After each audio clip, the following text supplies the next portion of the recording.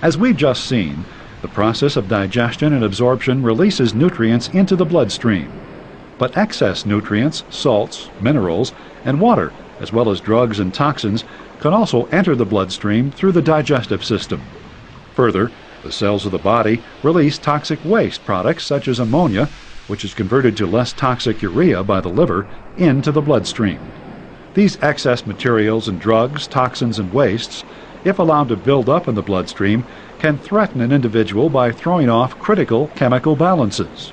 The blood and extracellular fluid that bathes body cells must have a close to neutral pH, precisely regulated concentrations of various salts, appropriate levels of water and dissolved substances, and of course, cellular waste products must not be allowed to reach toxic levels. The burden of maintaining proper chemical balance or homeostasis in the body falls largely on the kidneys.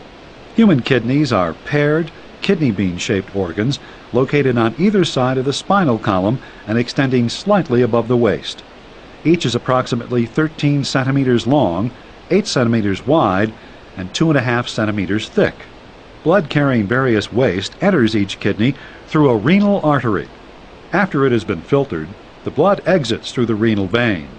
Urine, which is a mixture of water, dissolved wastes and toxins, and some excess nutrients filtered out of the blood, leaves each kidney through a narrow muscular tube called the ureter. Peristaltic contractions drive urine through the ureter to the bladder, a hollow muscular chamber that collects and stores urine.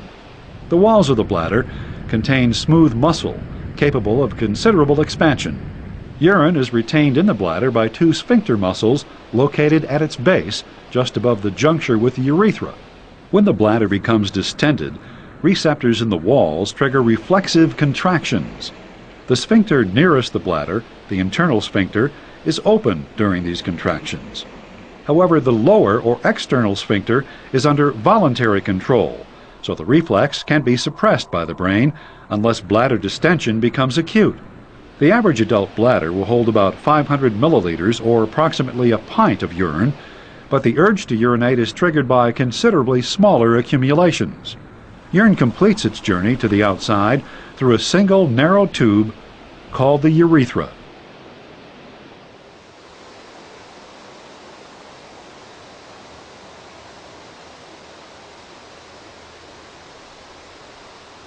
The kidney contains a solid outer layer where urine is formed and a hollow inner chamber called the renal pelvis, which is a branched collecting chamber that funnels urine into the ureter.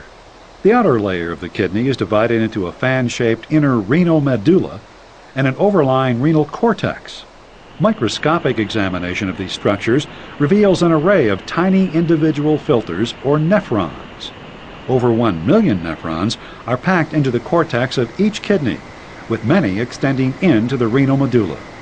Blood is conducted to each nephron by an arteriole that branches from the renal artery. Within a cup-shaped portion of the nephron, the Bowman's capsule, the arteriole branches into a network of approximately 50 microscopic capillaries that form an intertwined mass, the glomerulus. The arteriole leaving the glomerulus is smaller in diameter than the one coming in, creating pressure within the structure that forces water and many dissolved substances such as urea, glucose, salts, amino acids, and certain vitamins through its extremely permeable capillary walls in a process called filtration.